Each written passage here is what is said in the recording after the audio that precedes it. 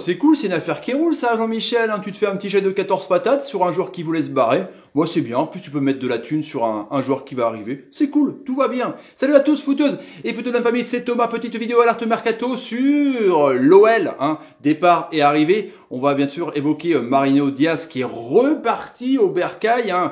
L'international dominicain de 25 balais, donc qui est reparti au Real Madrid alors qu'il est arrivé en 2017 pour 8 millions à Lyon pour aller en pointe de l'attaque avec Bertrand Traoré et Depay. Ça a plutôt bien fonctionné d'ailleurs. Il a marqué 18 buts en Ligue 1 et 21 buts toutes compètes confondues. Il a participé grandement à la qualification en C1. Il a brillé quand même parce que c'était un joueur puissant, technique, plutôt adroit devant le but quand même, mais il voulait partir. Il était un peu en carafe, là il était à 0 but depuis 6 matchs, il faisait la gueule, il voulait se barrer comme dit Jean-Michel Aulas en conférence de presse. En plus il s'entendait pas trop avec Depay, c'était un peu une guerre d'ego. On a vu des images, on se souvient, où Diaz pouvait faire une passe à Depay devant le but où il était seul tout, l'ami Memphis il faisait pas, et réciproquement du coup c'est une bonne affaire. Il est reparti à Madrid. Madrid cherchait un renfort de poids, on va dire, à moindre coût pour Karim Benzema. Ils sont amis, hein, donc ça va pas non plus faire yesh spaghetti que Marino Diaz soit sur le banc et dans l'ombre de Karim Benzema, hein, comme ça c'est clair. Et l'OL s'est quand même fait une marge de 14 patates sur un an. C'est quand même pas mal, parce que alors que le FC Séville était proche d'un accord, Real Madrid a fait marcher sa clause de matching pour prendre le joueur. C'était acté, en tout cas depuis le début, avec Lyon.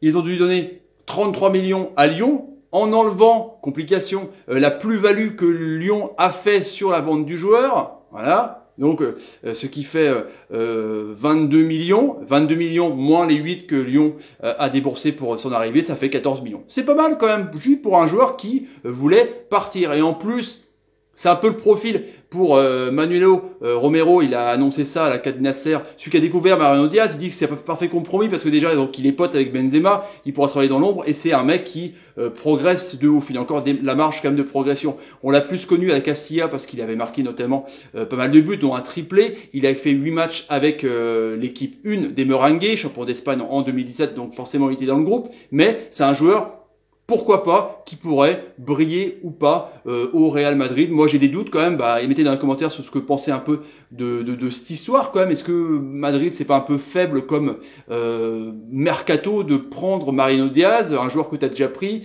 pas cher, oui certes, mais tu payes quand même donc 22 patates. C'est un peu cher. Du coup, Aulas, en conférence de presse, il s'est lâché aussi sur les joueurs potentiellement qui vont revenir renforcer l'attaque. Donc évidemment, il y a Moussa Dembélé, attaquant du Celtic, où l'OM est dessus parce qu'ils ont fait donc le non-transfert de Super Mario Balotelli, qui est resté à Nice, qui jouera justement contre Lyon vendredi soir. On verra des briefs sur la chaîne, les amis. Mais apparemment dans la presse, il n'y a eu aucune offre de la part de l'OM. Et là, on apprend donc il y a à peine quelques minutes qu'il y a eu un accord entre les deux clubs, le Celtic et Lyon. Et Aulas a dit aux conférences de presse, donc un peu précédemment dans l'après-midi, que il connaît bien Peter Lowell, c'est un bon ami, un négociateur. Il est dur en affaires, donc c'est un peu compliqué. Il y a un accord avec le joueur et il faut donc s'accorder avec le club. Donc c'est plutôt un accord avec Moussa Dembélé et l'OL. Donc là-dessus, c'est bien. 15 millions d'euros, 22 balais, 10 buts toutes complètes confondues. Un attaquant, donc un ex-parisien. Hein, donc c'est quand même un attaquant, je pense, à mon avis, prometteur, qui peut être intéressant sur front de l'attaque à 1m80. C'est tous dans la même lignée que Marino Diaz. Pourquoi pas. Il y a aussi évidemment Nicolas Pepe de Lille qui brille, hein, qui a marqué quand même 13 buts, 6 passes D l'an dernier. Là, il a déjà un but et puis on voit que c'est l'homme fort. Hein, il est passe D. C'est vraiment le métronome de cette équipe qui vient justement de perdre aussi Motiba qui est parti à Strasbourg pour Lille. Et là, Lopez, ils ont besoin de 30 millions d'argent pour la tranquillité par rapport à DNCG.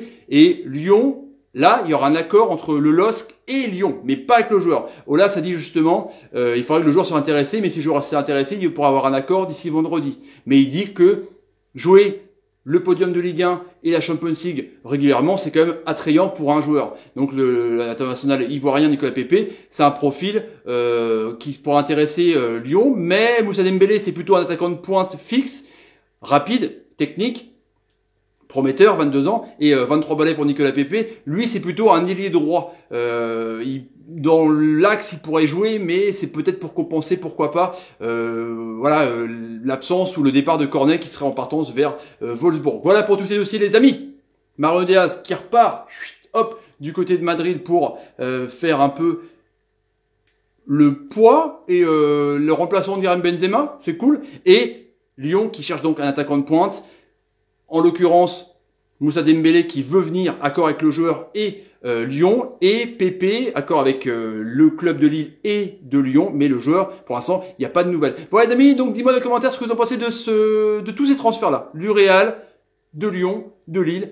J'attends vos conversations, mes amis. Si vous avez envie de la chaîne, n'hésitez pas, tapez sur ma ganache, partagez vidéo sur Twitter et Facebook, et n'hésitez pas à me suivre sur Twitter et Facebook. Je vous dis pas mal de choses, carrément. Mettez des pouces quand l'ami Nico Pépé vous fait une bonne passe. Merci Nico, t'es un génie. Moussa, t'es un génie aussi. Mariano, t'es un génie. Bah ouais, carrément. Allez les amis, je vous laisse. Salut, salut, salut et salut. Ça va bouger. Ça va bouger sévère. C'est le 31, forcément. Le 31, c'est fini. C'est fini.